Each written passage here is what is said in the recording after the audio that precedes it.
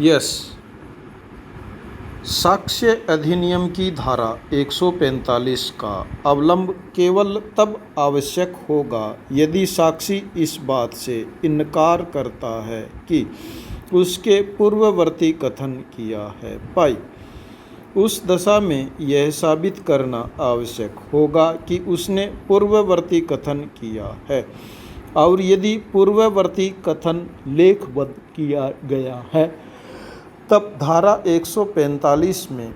यह अपेक्षित है कि उसका ध्यान उन भागों की ओर आकर्षित किया जाना चाहिए जिनका उपयोग खंडन के लिए किया जाना है। पाई, किंतु वह स्थिति तब उद्भूत नहीं होती जब साक्षी पूर्ववर्ती कथन को स्वीकार करता है। पाई, ऐसी दशा में मात्र उस पूर्ववर्ती कथन पर निर्भर रहना आवश्यक है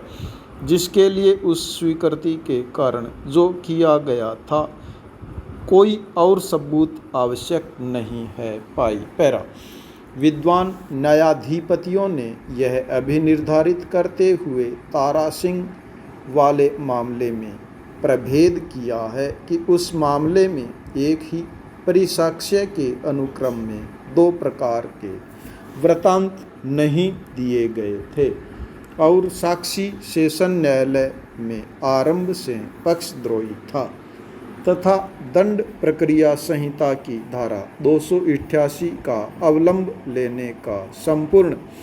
प्रयोजन उसने वहाँ जो कुछ कहा था उसका खंडन करना था और पुष्टि का कोई प्रश्न नहीं था। पाई, उस कथन का उपयोग केवल साक्ष्य अधिनियम की धारा 145 द्वारा यथा उपबंधित रीति में ही अर्थात साक्षी का ध्यान उस पूर्ववर्ती कथन की ओर दिलाते हुए किया जा सकता है। पाई, पैरा, प्रस्तुत मामले में मोहब्बत वानी, जफार वानी और अहद वानी को सेशन न्यायालय में अभियोजन पक्ष द्वारा पक्षद्रोही घोषित किया गया था क्योंकि वे सुपुर्दगी मजिस्ट्रेट के समक्ष किए गए अपने पूर्ववर्ती कथनों से मुकर गए थे। दोनों ही कथनों की प्रकृति परस्पर खंडनकारी थी। पाई,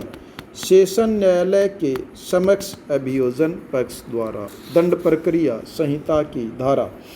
288 के अधीन सुपुर्दगी न्यायालय के समक्ष उन साक्षियों द्वारा दिए गए कथनों को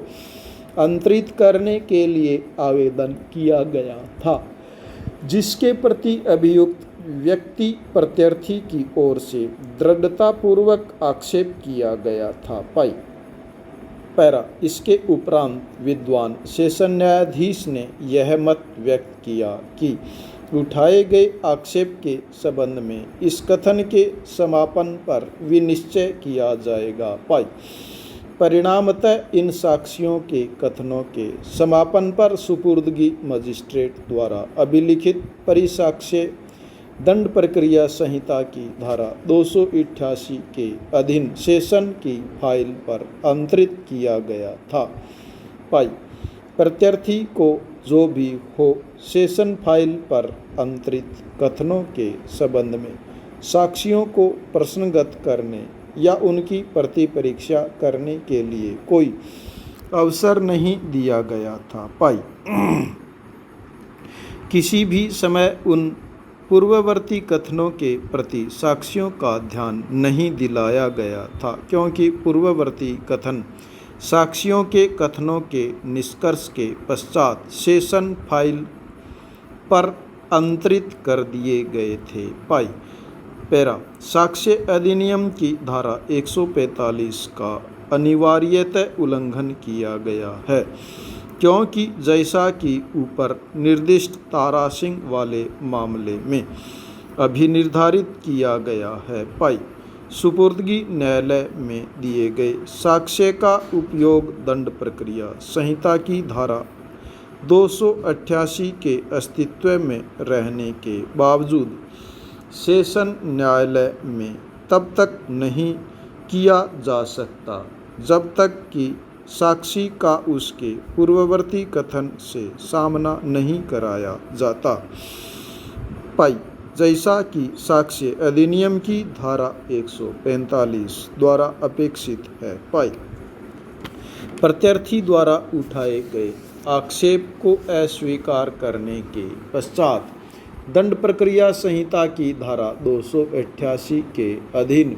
अंतरित पूर्ववर्ती कथनों के साथ साक्षियों का सम्यक रूप से सामना कराने के लिए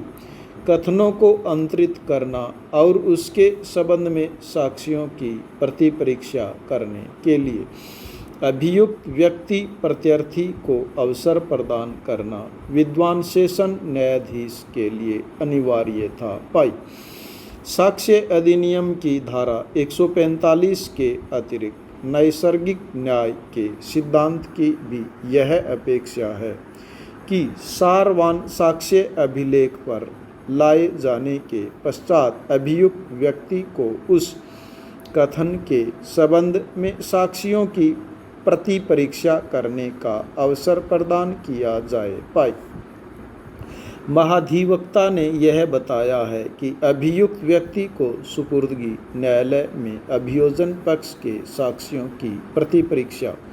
करने का अवसर प्राप्त हुआ था, किंतु वह दंड प्रक्रिया संहिता की धारा 288 के अधीन अंतरित कथनों के संबंध में साक्षियों की प्रतिपरीक्षा करने के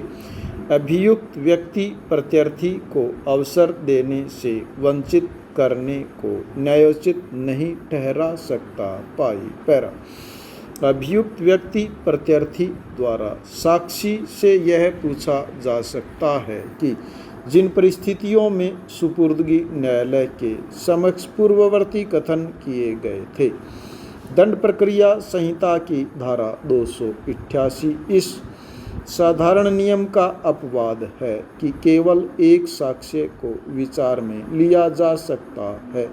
जो विचारण के दौरान दिया जाता है और पूर्ववर्ती कथनों का उपयोग